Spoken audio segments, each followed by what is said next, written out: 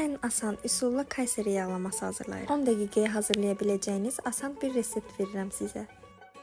İlk öncə sarımsaqlı qatıq hazırlayırıq. Daha sonra soğan və sarımsağı doğrayıb tavaya əlavə edirik. Qızarana qədər qovururuq.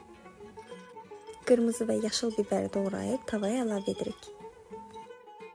Ət bişdikdən sonra bir qaşıq tomat əlavə edib qovururuq.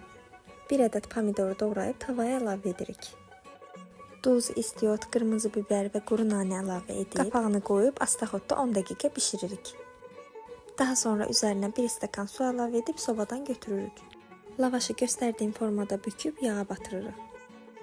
Üzərinə içlikdən əlavə edib bu formada hazırlayırıq. Mən 10 ədəd lavaşdan istifadə etdim. Siz istəsəz daha az hazırlaya bilərsiniz. Və yeməyimiz hazırdır. Üzərinə sarımsaqlı qatıq əlavə edib servis edə bilərsiniz. Hazırlayan hər kəsə